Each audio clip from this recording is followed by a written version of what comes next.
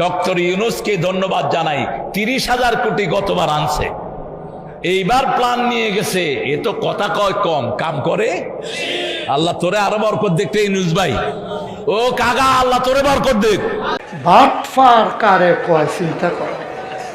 ভিতরে এক বাইরে আরেক, তার নাম ইউনূসকে যত ভালো মনে করছেন, খুবশের হাড্ডি এটা। আর যেগুলো উপদেষ্টা নিয়েছে 99% গুলো ইসলাম বিরোধী। আসিফ নজরুল্লাহ হাফ প্যান্ট পিন্দা দেখি যে ঘুরে রাস্তায়। কি ঢুকিয়েছো এগুলো? তাড়াতাড়ি দেশ থেকে আজাইর করো। এমন একটা সময় আসবে উন্দরের গর্ত তালাশ করে পাবি না। আল্লাহ আমাদের দেশের কপালে কি রেখেছেন আল্লাহ ভালো জানেন।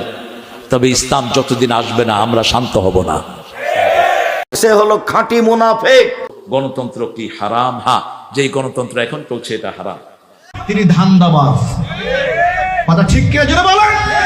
ধান্দাবাজ।